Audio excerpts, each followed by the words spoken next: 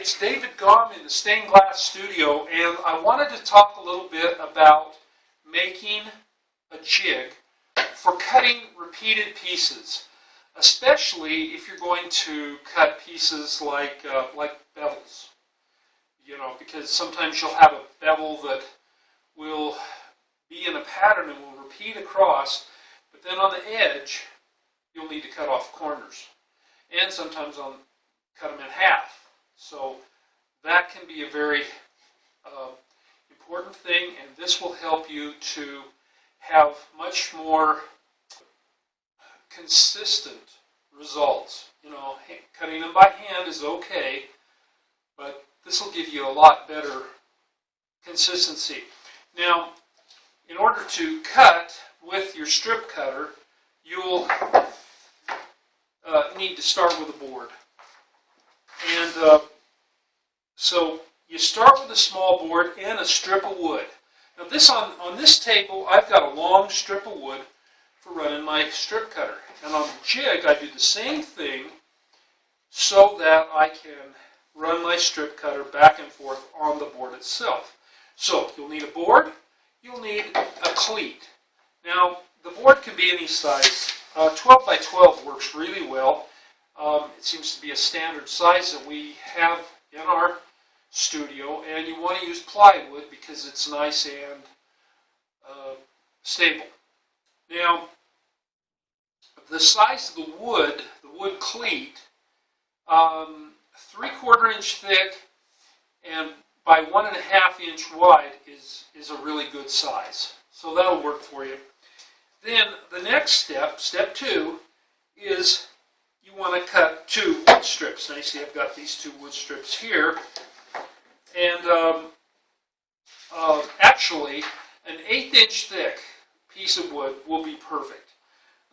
That way you'll be able to drag your strip cutter right up to the edge of the glass and it won't interfere with you.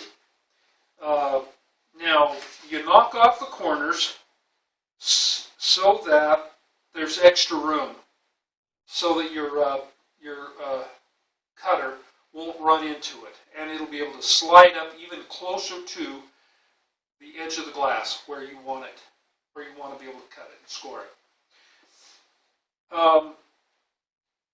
Now then, you use a bevel, or if it's not going to, if you're building a jig that's for something other than a bevel, you use that item, and you use it to line up where exactly these strips of wood need to go. Then you want to draw on the strips of wood where the cut is going to happen. You know, you use your strip cutter to figure out where that's going to happen, and then you draw on the strips of wood so that you'll be able to cut them off, so that they'll be the right length when you staple them down.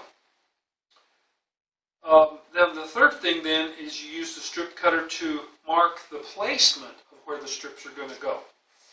You want these to be exact. You want your bevel to be, you know, end to end perfect. And the strip cutter will help you to see that it's the same height on both ends. You want to go back and forth. Make sure that this is right, because if you turn it around, you want it to be cutting the same place as you know, as you would have before you turned it. You want these to be just perfect. Then go ahead and nail down the strips. And then fourth of all, what you want to do is take your bevel and over to your pattern piece, lay it down, and mark on the pattern piece where exactly that bevel should be cut.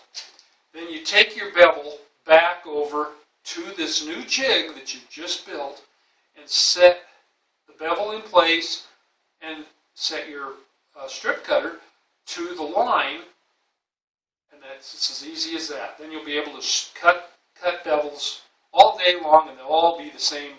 They'll all be the same length. Now finally, after you're done scoring these bevels, then you take your hands and rock apart.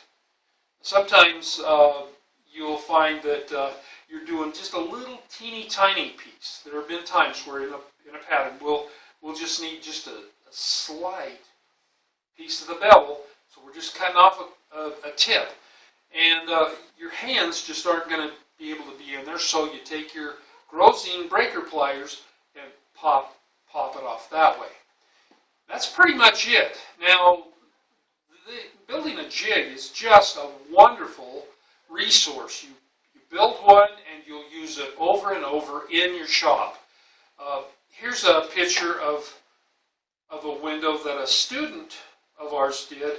She had never had any experience with cutting bevels, and yet everything turned out just perfectly because the jig was so easy to use. So I hope you give it a try. I hope this has been useful to you, and we'll see you again here in the Stained Glass Studio.